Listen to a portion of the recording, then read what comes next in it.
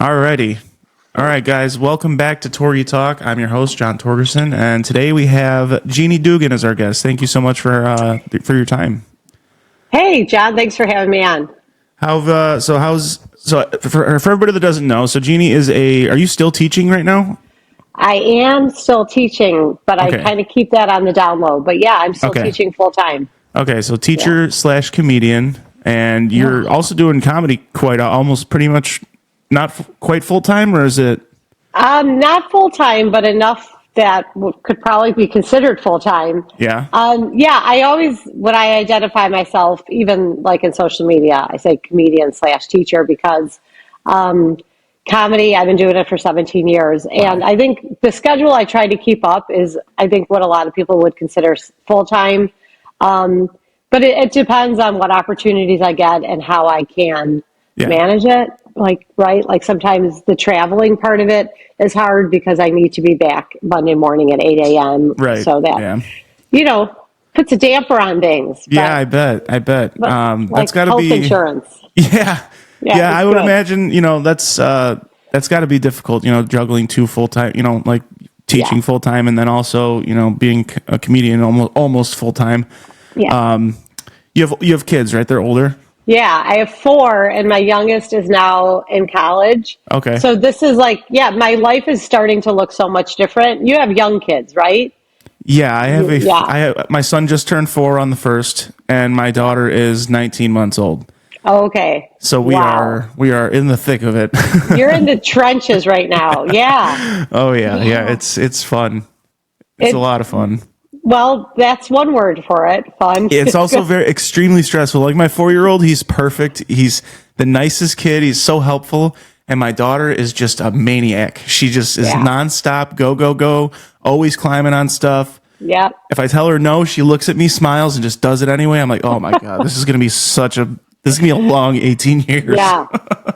Girls are a whole different breed. And, literally they are. Yeah. But, raising them is different. Yeah, having my youngest now in college is my life feels really different. It's the first time where I can kind of plan things differently. That was another thing besides the teaching is just I was never somebody that wanted to be away for a long time or miss their games or things like that. So that's always was a consideration. Yeah. But luckily, Chicago has such a great scene and our surrounding areas are lots of opportunities. So I feel like I've been able to really do a lot of comedy in different settings and audiences to grow, over the last 17 years. Yeah, I so far recently, so I was off actually work for 10 months because I was injured. So I finally got back to work. Now that I'm back to work, I might be lagging a little bit. Oh, we're good. Are you good now? Right now I am, but do you want to pause it for 1 second? Yeah. Or do you want to just keep however you want? I mean, I can edit around it if you can hear me now, and if you're not lagging, then we can just keep going. Yeah, we're good. Okay, cool. So I was off work for 10 months with a work injury. I got hit by a car. I work for IDOT. Okay. Yeah, I was flagging traffic. Anyway, I was off for 10 months. So I had back surgery, and after that surgery, I was able to do, I was with my kids all day long, and then I'd go out and do comedy, 3-4 times a week. And now that I'm back at work, it's my wife says I can go whenever I want, but it's I know it's so important to be with them when they're young, So I just try to do my best to I still haven't even tried to find the balance. I've only been to 2 or 3 open mics in the past 3 months, just because I've just been really focusing on just being a good dad. So I'd imagine when they get older and they don't want to hang out with you as much, it probably gets a little easier to do comedy. Yeah, right. I think because it is important for your marriage too that you're present. And kudos to your wife for not allowing in that way. I don't mean it that, but I guess allowing space for you to have a passion or something that is interesting to you. Yeah, she's the most supportive person. Yeah, it's great. Anything I want to do with the podcast, she takes the kids out and goes to her mom's while I do the podcast. Yeah. Anytime I want to go do comedy, she'll go and watch me. I run my jokes by her. She helps me with my jokes, and yeah, no, she's the best. I'm very lucky. That's incredible. That's incredible. I imagine too. So, are you fully healed from this? Because I imagine after such a traumatic experience, it does put parenthood and your life in a different perspective. It definitely put everything in a different perspective. Like I definitely decided, like, you know, because we're offered a lot of overtime at work in the summertime, and I'm like, wintertime, I'm like, I have to be there. I don't have a choice for plowing snow. But summertime, I'm like, I was thinking at one point, like before the injury, I'm like, oh, I'm going to work all these Saturdays. I'm going to get all this overtime. And then like that happened. I'm like, I could have died. So I'm like, the money's great, but I can't ever get this time back. So I'm just doing everything I can to, you know, like I said, I'm very, very busy in the wintertime. So it's like, and it kind of sucks with comedy too, because it's like work gets busy and comedy usually gets busier in the winter. So it's like I got to kind of find that balance. But everything is definitely a different perspective for sure. I mean, my priorities changed. Everything it was almost like a reality check, I guess. Absolutely. A gift in some ways. Yeah. And I'll tell you something else that I had learned early on. There used to be this sort of, dogging of comedians that were doing comedy as what was seen as like a hobby, right? You were a parent, you had a full-time job. And I remember a really popular comedian that had came up in Chicago had one time made a post or something that said, imagine only doing comedy 3 times a week and calling yourself a comedian. Yeah. And I remember laughing at it because I was like, when your parents have like paid your student loans and have basically set you up to do whatever you want to do, and you have the freedom to do comedy, and you're out with your buddies and you're drinking, and that is wonderful. But imagine loving comedy so much that you will like pretty much schedule it wherever you can, ignore other social things just to do comedy when you're juggling it. And I was like, to me, that speaks so much of the passion. And also with comedy, there's a lot more to learning how to be a good comedian than getting on stage. Obviously, that's required, but there's so many other things you could do as a comedian to help foster it. Right. And that was something that stuck with me because I was probably about like 10 years in at that point, and I was like laughing and thinking about, I'm sleeping 4 hours a night because I'm like doing stuff so that I can do this.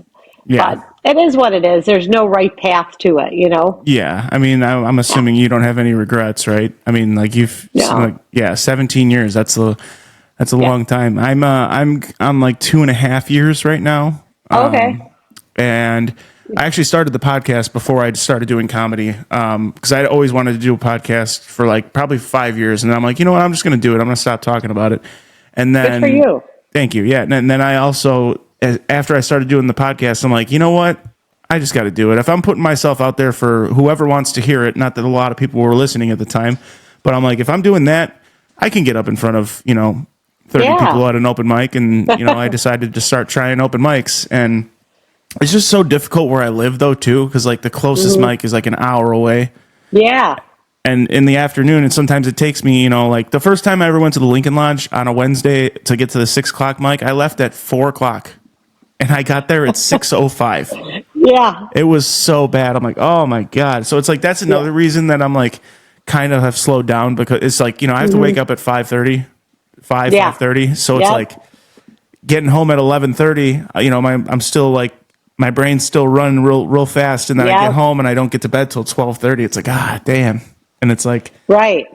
Yeah, it's like I also want to like help my wife if my daughter wakes up in the middle of the night. I got to also be able to do that, and it's like, well, I can't if I go to bed at 11:30. So it's right. I'm still trying to figure it out. Yeah, it takes a lot of juggling, and it's never worth putting your mental or physical health at risk. Like you don't want to be half asleep on the job because you were driving home from the Lincoln Lodge, right? Yeah. Like, been there, done that. You need to be alert. So yeah, exactly. That is insane. I remember those days because I live on the south side of Chicago, and anything from me is about probably 45 minutes, but that's nothing compared to McHenry, you know. Yeah. But it wasn't that kind of thing where I could just be at a mic in 10 minutes, you know. Yeah, no, it's that's why I really I enjoyed being off, honestly. I think we're lagging again. Oh boy. Are we good? Hey everybody, this is Sean with Fat Candle, and today's episode is sponsored by Fat Candle, which are candles inspired by men's cologne and women's perfume. And at the end of each episode will be a discount code. You can save 10% off your order. Thanks for listening. Okay, we're back. All right, guys. We just had a little bit of technical difficulty. No big deal. We're back. We're gonna get through this. We're gonna get through this. This is it's like a rough spot in a marriage. We're gonna get through this, John. Oh man. Okay, so I don't know if you remember, my wife and I actually saw you headline at Babs a while back. Oh yes, okay. Yeah, my wife, because I told my wife that you were coming on today, and she's like, wait, is she the last one that went up, and I was just dying laughing the whole time? I'm like, yes, that was her.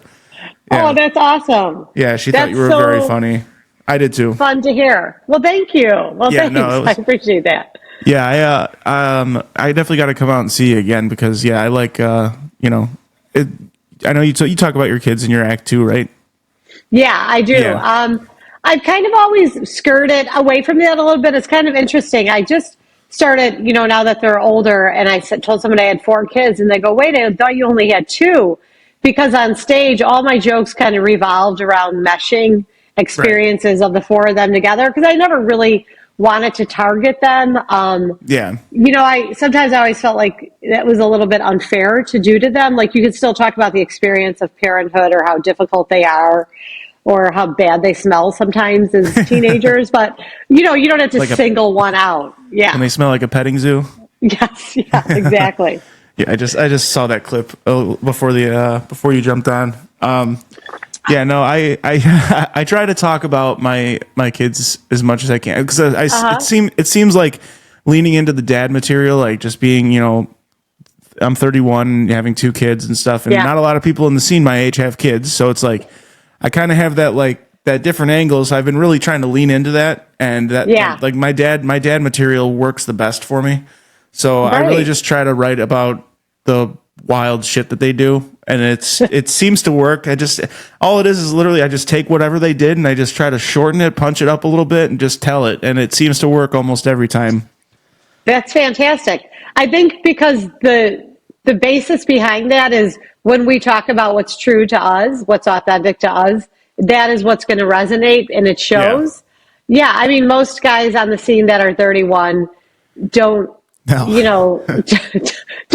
quite a lot of things together yet, and that's okay for them. Good for But if what you're living right now is parenthood and dealing with toddlers, and that's what you should be talking about, right? Because that's your life.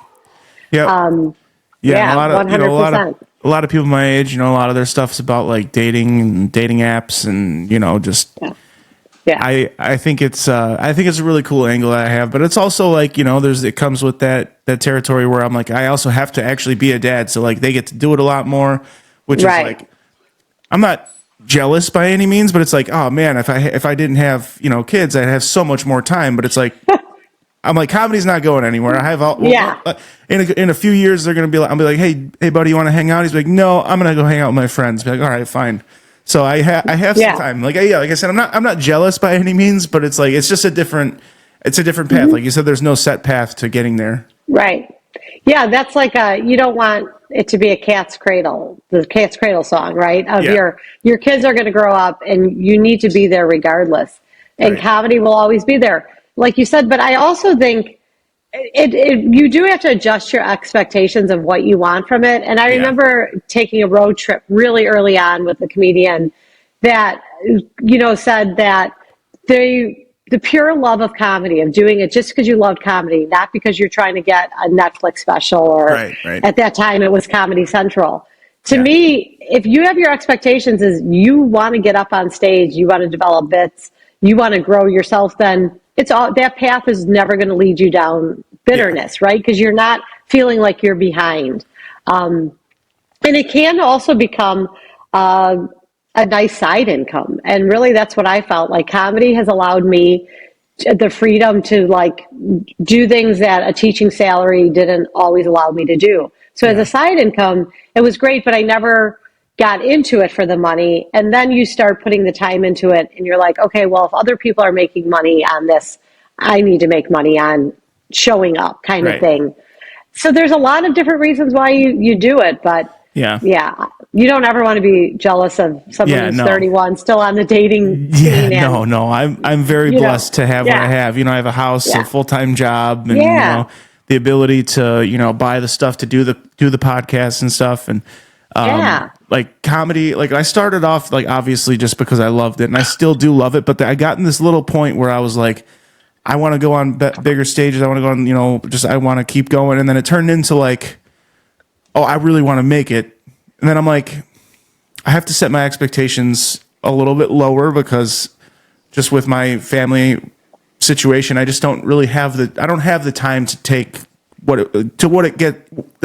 Jesus. I don't have the time to put in that it's, you know, I know it takes a lot of work. Like those 6 months that I was after my surgery, I was going 3 times a week, 4 times a week to 3 or 4 mics a night. And I'm like, that's what you kind of need to do if either open mics or that many shows, you know, to get really good at it. And it helped. I'm sorry, I didn't mean to interrupt you. No, I heard you say like lower your expectations. It's really not about lowering your expectations, just about adjusting them. Okay. Adjusting that, knowing you'll get on those bigger stages. It just might take more time. Yeah. You know, and that's not a bad thing. Those are like goals we set for ourselves to be able to evolve and like you would do with anything, right? It doesn't mean the idea of like making it for one person is different than making it for another. So having those goals is awesome. It's never, you're not lowering anything. You're adjusting them because you're a reasonable human being, you know? Yeah. And I mean, the only way I was able to make it is there was a lot of things I had to cut out of my life just to be able to have the time for comedy. I mean, I let entire friend groups go, because they weren't supportive, but I also found like we just outgrew each other and I wasn't going to spend a Friday sitting with a group of people that I had known since I was 14 that we didn't really have the same interest anymore. Yeah. And so that one, you know, a Friday night that I might have got together with them once a month is now a Friday night I can book a show or go to an open mic early on. Yeah. So that's another thing too, is like your priorities are going to be your wife and kids. Mm-hmm. But then what other things can you let go to let you focus on comedy, right? I mean, it's not going to be a job. Right. You could, I mean, you're going to have to keep your job. And I just really think it's like the mindset of it. And good for you. Yeah, thank you. No, I've definitely come to terms with, you know, like I know what matters, you know, what matters is my family and my kids. And I'm like, I have to, I don't have to, I want to be there for them. And like I said, comedy's not going anywhere. There was a point in time where probably 3 or 4 months ago, for 2 months straight, I had a show every single Saturday. I'm like, oh, this is awesome. But it's like, also, it's like, all right, well, I got to adjust my schedule to make sure I put in the time with them first. Yeah. And then, but like doing that, you know, running that, I was running the same 10 minutes for all those shows. And it was like, it got to the point where it was like, all right, I got to start going to more mics or something so I can write some new stuff, because it's like, I don't know. Do you ever get tired of telling your material? Oh, yeah. After 17 years, for sure. But do you still have any jokes that you tell from like when you first started? Yeah, that's awesome. Yeah, absolutely. And they might have evolved some or been punched up, or just added to. But I do. And the same 10 minutes at the stage that is what I don't teach English for a living, so let me just butcher it. Is Michael Palisak, do you know him? He came up in Chicago. He's so funny. You have to look him up. Okay, I will. He would be known for showing up to mics, and he just kept running the same 5 minutes. He was essentially preparing for a late night set, knowing that he was going to get there. And I don't know if he really was, but he never gave a thought about it. He perfected every word of what he was doing in that bit. I think sometimes we put the pressure on ourselves of like, oh, other comedians saw me do this, or I don't have enough material. You're not doing a 10-minute set for the same audience that was there last time. And that's who you're doing comedy for. Yeah, writing new material is good because you don't want to get bored or something new happens and it's exciting. But don't ever feel bad that you're running the same 10-minute set. Nobody's telling you, anybody that's telling you that you can't do the same 10-minute set for 6 months straight, who cares? Who cares? True. Yeah. Yeah, it's also really cool. Yeah, like you said, it's different audience every show, and it's like, it's very nice to see that 10 minutes does really well with every crowd. Like, I've had some where it's a little quieter than others, but it's like, that kind of brings me back to like, oh yeah, this is really fun. My material is doing good. It's like, people are enjoying it. And that makes it more enjoyable for me when I'm seeing people laugh. It's like, That's the whole point of it, right? It's supposed to be fun. It's so, I think we forget it's supposed to be fun.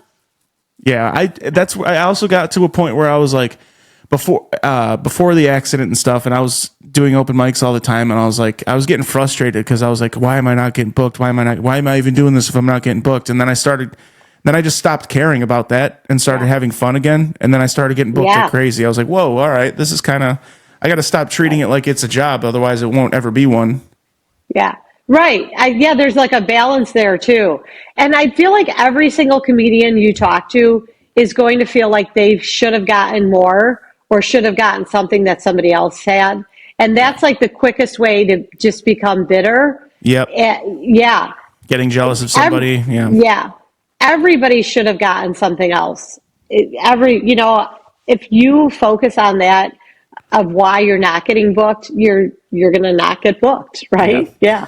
Yeah, and I actually took a break from submitting to shows for a while, and I actually have a show next weekend at Hope and Anchor. Oh yeah. So I'm hosting Hope and Anchor next week. I think Joe Kilgallen is headlining. Fantastic. Yeah, Love so Joe. I've only met him once, but I've never done a show with him, so I'm really excited for that. And then the following week, I have my Lincoln Lodge debut. Late night at the Lodge. So it's a 10:00 show, which I might have to call in sick on a Friday morning just because I'm not going to get home till like 3 a.m. at that point. Are you sure you want to say this on the air? Working for IDOT, it's literally, as long as you have the time, they don't care. And as long as you're not calling in to miss a storm, like if you're missing a snowstorm, that's a big deal. But between April 15th and November 15th, they don't give a shit. As long as you have the time. Oh, good. Yeah, it's pretty great. Yeah, it's awesome. But you should call in and take the day to bask in the. Oh yeah, I'm very excited. Bask in it. Yeah, That's and awesome.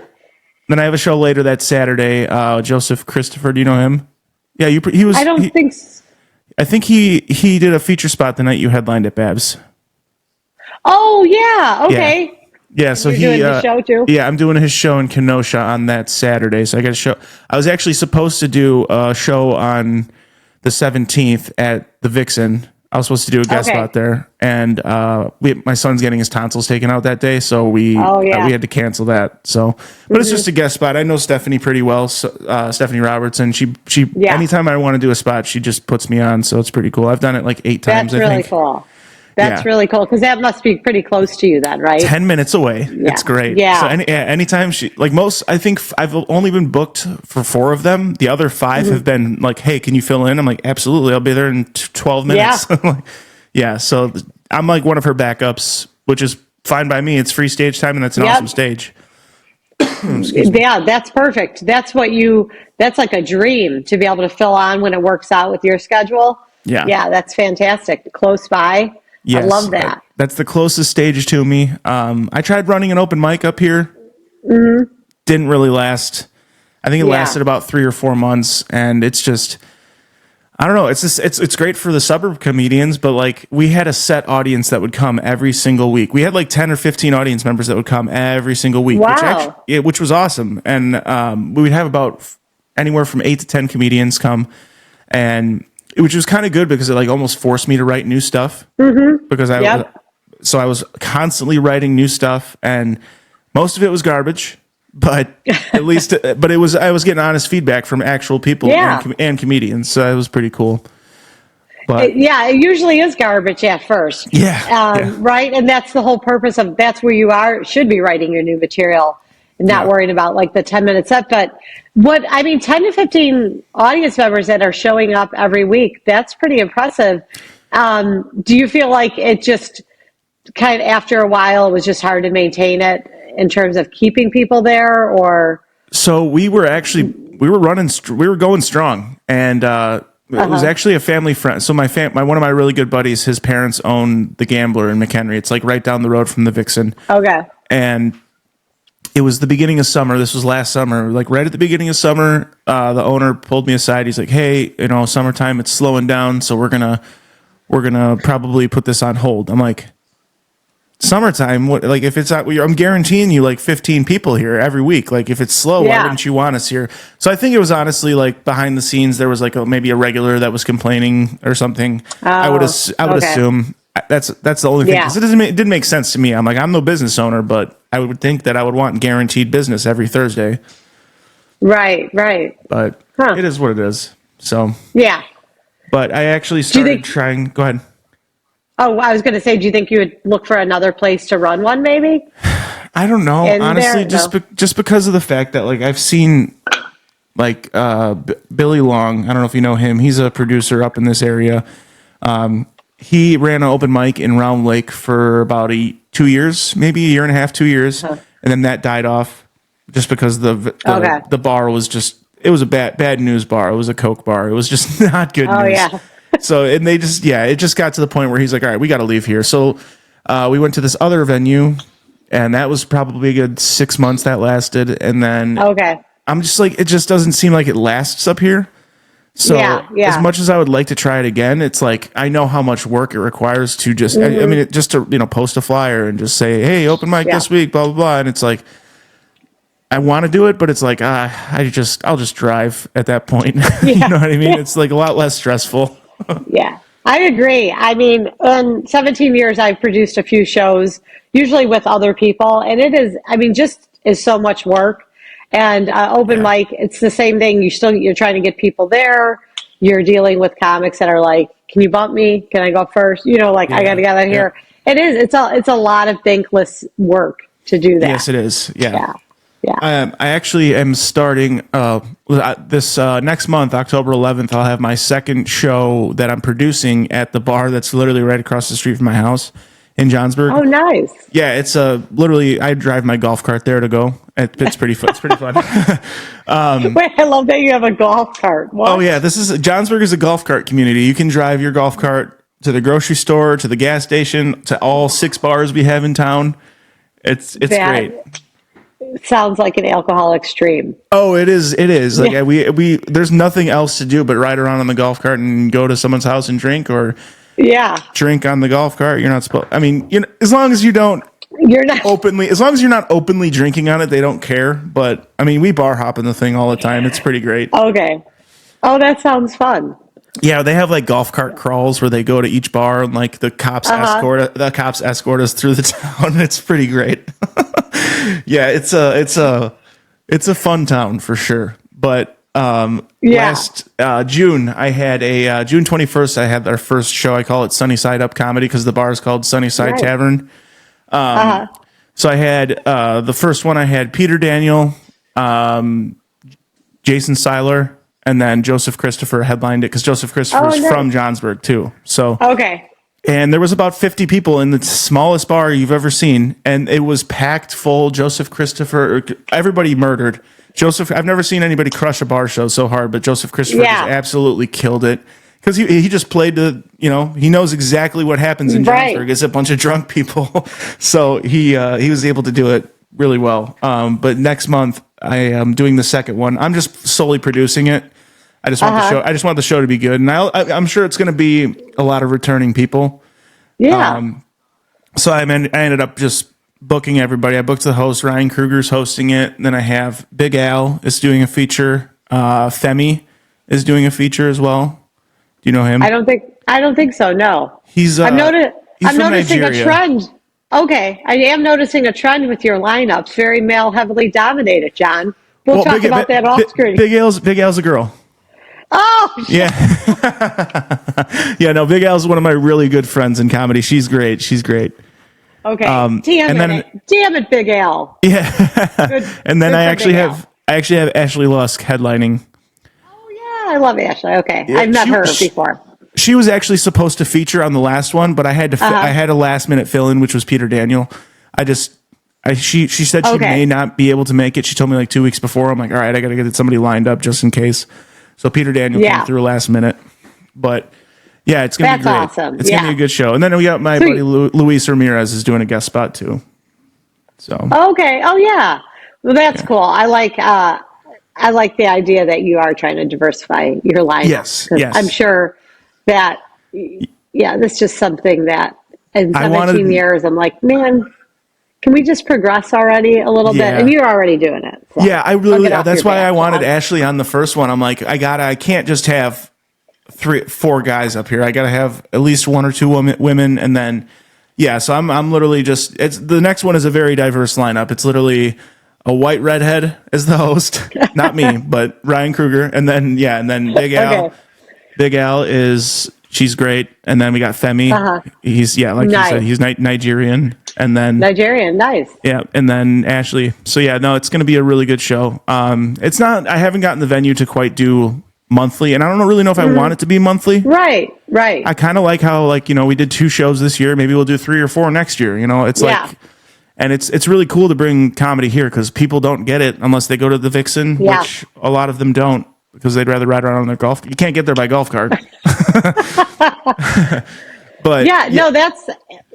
I like making it a special occasion, especially when you have the same people that are coming out. Then, and also, like you said, you don't have all this time to be devoting and producing. It's a lot of work. Yes. So it sounds like it's smart probably to keep it more of a special event type thing. Than monthly. Definitely. Yeah. And definitely, if I'll let you know when the next one is. If you'd like to headline the next one, that'd be fantastic. If you're not busy, obviously. Absolutely.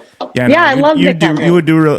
Everybody does so well up here. I don't know if you noticed the difference between doing a city show and a suburb show. I feel like the suburb shows are a lot easier, in my opinion.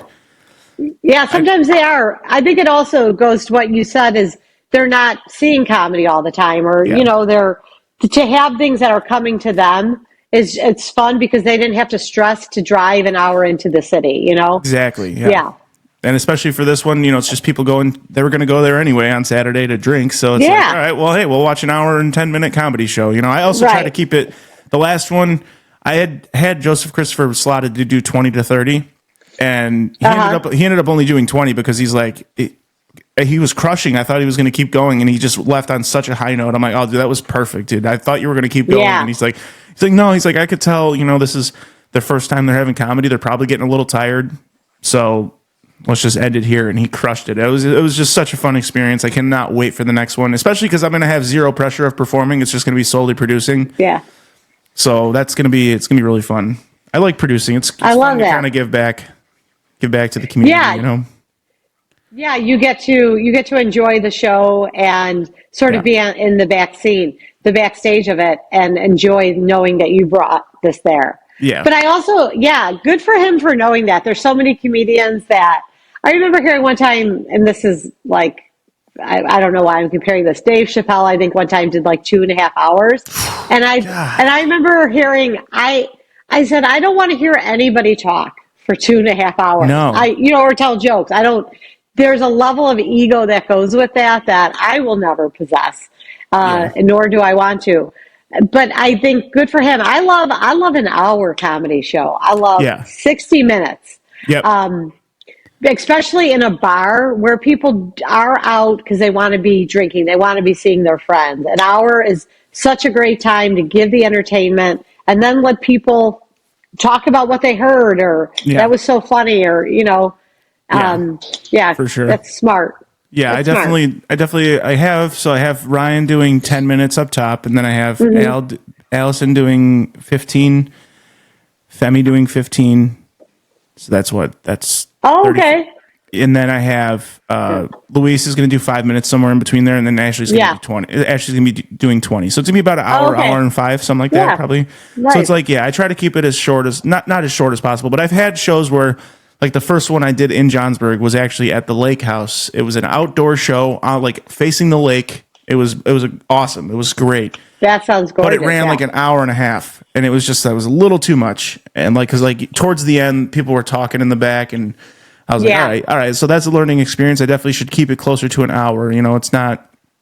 So I try to not book it heavily by any means. I try to give room, give it a little buffer area for time in between sets and whatnot. So hopefully this one goes really good. But the owner was so excited last time. She's like, "Yeah, let's do it again. Let's do it again for sure. You guys did awesome." And now I know what to expect, because she wasn't really sure what was gonna happen. But so yeah, it was really cool that it went really well, and I'm glad I booked the people I booked. I'm glad that Ashley's going to be headlining this next one, because I think she's hilarious, and I'm excited for it. It's exciting. That's cool. Well, good for you for bringing that to McHenry and then giving comedians opportunities to get out there. That's fun. Exactly. Yeah, I mean, I'm very excited, and it's also like super fun that I get to hang physical flyers while I'm riding around on my golf cart. I just go business to business and just tape them up. All the businesses around are super cool with it. I'm like, "Hey, can I hang up this flyer? I got a comedy show coming up." And they're like, "Oh yeah, go ahead." And I'm like, "All right, cool." And I jump back on the golf cart and go. That's really nice to have a community that's supportive of that. Yeah, I really am intrigued by this idea of golf carts just zipping around. It's so great. Yeah, golf carts and side by sides. Side by sides kind of ruin it, like the UTVs, like the Yamaha ones. Those guys kind of ruin it, because we have like posts that are on each side of the path, like when you go to a different spot, and these side by sides are big, and sometimes they just broke one again last weekend. I'm like, "Come on, guys, you're gonna ruin it for everybody. Just buy a golf cart."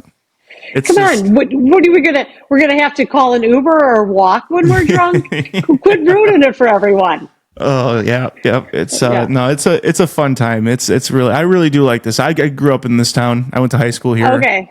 And so I figured, my wife and I lived in McHenry for a while, and then we decided we wanted to move to Johnsburg because my brother and his kids are here, my parents are here, and then my brother actually just moved in right next door. So I couldn't get. Yeah, it's a very family oriented community. It's very, very supportive of everything. Anytime you want to throw an event, they're cool with it. They want to. I'm actually thinking about linking up with the Johnsburg Lions Club and doing like a fundraiser comedy show too. Oh yeah, that's a perfect idea. Yeah. That's like they do glasses and eyewear things too, don't they? Like you could have. Don't they? I think they collect glasses for like. Do they? Do you know about this? I think so. I think I'm just making shit up at this point, or making stuff up. Am I not supposed to swear on your podcast, John? Oh, you can swear all you want. You're good. You got to warn me about that ahead of time. Oh no, you're good. I usually, today I'm doing very well that I'm not saying fuck every other couple words. Oh yeah, you are. Yeah, so I usually have a co-host, Jack Man Johnson. He's not. I don't know what's going on with him. I'm just kind of doing it by myself at this point, which is fine. Okay. He's got some stuff going on, I guess. But I do miss you, Jack. Hopefully you come back. Yeah. But yeah, no, it's okay though. Well, no, usually we're usually drinking while we do it, so usually the swear words go through the roof. Sure, it just flows. Yeah. Well, sending good vibes to Jack. I hope he's doing well. I hope he's good. If not, call me. Call him, Jack. Yeah. Let him know. But so, do you ever, when you're teaching, do you like ever run your bits in your classroom at all? I'm not really, but I do definitely try to use humor to engage them. Yeah.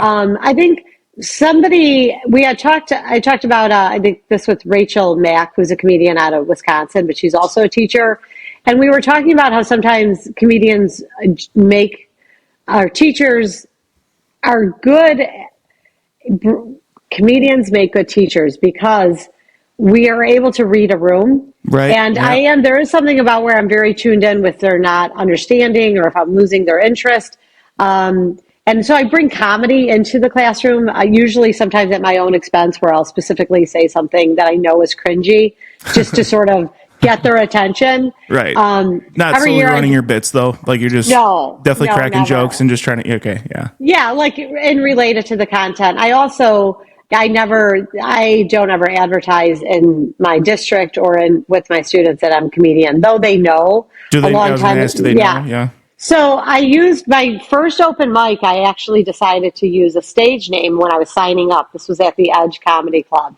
And I picked my grandmother's name. So Doogan is actually my paternal grandmother's name. Okay. And I early on realized maybe I should keep this separate. This is like when MySpace was out, but I just felt like it was professionally a good idea to do that. So I've always tried to be very private and keep it separately. And then, I don't know, a long time ago, I filmed something on like Nickelodeon, and students, it was like for this thing they were trying, and students saw it. And then Laugh Factory had put up a clip and it went viral. And like every comment on this clip was like, that's my English teacher. That's my English teacher. And I was like, holy shit. So I had to like, I kind of addressed it with the class, and I said like, you know, this is not something I bring into school, and I respect my privacy, please, basically. Yeah. And when you're 21 and you graduate, if you're interested in knowing how you get into comedy or what you have to do, because it's writing, right? Come and talk to me, and I'd love to talk to you about it. But right now, we do not talk about this in class. And I would prefer that you are not like stalking me. Yeah. But I know that they do still, and it does bother me because it is very limiting. And you know that teachers are getting called out all the time. There's a guy on the South Side here where he became superintendent or assistant or some type of admin position, but he had posted himself at a Beyonce concert, and it like caused an uproar because he used some kind of swear word. And I think if we're being honest, he also was like dressed in booty shorts. And the park where this was Orland Park, they have a problem with that kind of thing. Yeah. But I don't ever want them to be able to use my social media against me. So I have like even my settings, I deleted TikTok because that's what students are on. And I changed my settings on Instagram to like 21 and older, which is something people don't know you can do. And I kind of hate that I have to limit myself that way, but I also am trying my best to like walk that line of being a professional on both ends. And I'll be done teaching in 4 years, and it cannot come fast enough. I'm like getting out early. Yeah. But yeah, I think it does. It enhances my teaching in some ways. Like some students would probably say, oh, she thinks she's funny. But that's okay. Like, I mean, you don't like all your teachers to begin with, right? Right. So, I mean, you're doing Zanies and Laugh Factory. You're obviously funny. So like, I know. I don't need a 15-year-old telling me I ain't funny, right? No, that sucks though. Like, you know, you got to really push to keep your you're not just a teacher. You know, it sucks that you kind of got to really work on keeping it away from that. You know what I mean? That's it's the.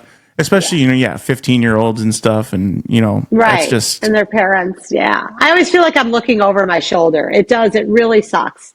Right. But so far, I've managed to make it work, and if it ever gets to the point that it doesn't, then I'll just have to reassess from there, Yeah, definitely.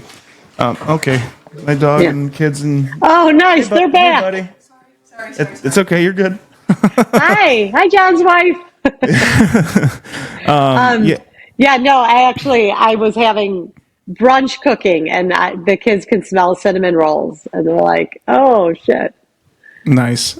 And we're lagging again. Are we good now? You lagged for a minute, but I think we're good now. I think we're good, right? That's probably a good signal to wrap it up. Yeah, definitely. Real quick before I let you go, though,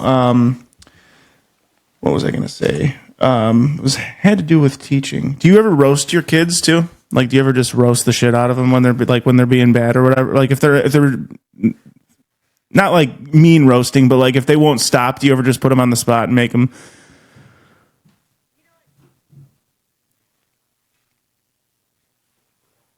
Did you freeze again? Oh boy.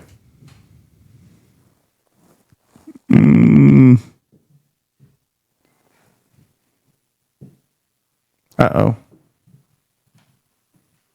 Son of a bitch. All right. Okay. All right. We'll jump right back into it. 10 years ago, I definitely could have got away with a little more roasting. Something kind of gentle, not too bad. Nowadays, no. Everything you say to them will be used against you. Yeah. But sometimes I'll let them roast each other before I step in because I love it. Yeah, I can imagine. One kid always showed up to school with these like fancy like dress shoes on, but they were also like gym shoes. And I remember a student like saying like, "Oh shit, you're wearing your Sunday shoes, like you're running track for Jesus or something." And I remember dying. And those that they know I'm a comedian, I know they do that sometimes to try to get a reaction out of me, to try to make me laugh. But no, you cannot roast students anymore if you want to keep your job. You cannot. That sucks, man. Yeah. Yeah, I figured if I was ever a teacher, like I would just, I'd be roasting them. Like, because I got roasted by my teachers all the time. Like, yeah. And The my stuff wife's a that bus our driver teachers too, and she really, well, for middle schoolers and like, she roasts them if they don't listen to her. And she also like puts them in line too. If they won't stop talking, she puts them in assigned seats. And she's like, "Oh, not on my bus." Good. Yeah. I think that's one of the hardest jobs in education. Yeah. I can't imagine having to operate a motor vehicle while you have those kids just acting like insane lunatics behind you. Good for her. Yeah, the biggest reason she did it though is because she's able to take our kids on the bus too. So like, oh, nice. Yeah, so like my mother-in-law, she's retired, but she'll take one of them. Well, now my son actually just started school. He started pre-K, so he's good for the So she's got her morning routes, and then when she comes home, she'll get him off the bus. And my daughter's going to be starting to go on the bus here very soon. But my son was on the bus for two years, every day, every morning. That's really cool that works out like that. Yeah, it does. Yeah, it is really cool. Yeah. It just sucks though that they really like make it to where she's not going to be able to work 40 hours. You have to take field trips and all the extra stuff to get the 40 hours. But it is a very convenient job for us with having young kids, at least until they're both in school. Yeah. Yeah. Before we have another lagging situation, we'll wrap this up. We'll wrap this up. But thank you so much for your time. I really appreciate it. John, thanks so much for having me. It was wonderful getting to talk with you. Yeah, absolutely. We'll have to maybe have you on again when I don't have this program or something. Or I whatever. think this was all my end. It's my tech, and I think my house is haunted. So who knows what's going on. Oh, that's funny. I really enjoyed talking to you. Thanks for having me, and I hope I get to see you on the scene sometime. Yeah, absolutely. I'm going to start making my way back out there here pretty soon. Yeah. I have to practice for my show on next week, so I'll be at a few open mics this week. But nice. Break a leg. Thank you so much, guys. Go on Instagram and follow her at Jeanie Doogan or at Jeanie.Doogan, right? Yep, please do. Okay, cool. Yeah, guys, go check out her content. She's very funny. Go see her in Chicago. And thank you guys so much for listening, and we'll see you next week. Thanks, John. All right. See ya. Yep. Bye. Have a good one. TorgyTalk. TorgyTalk.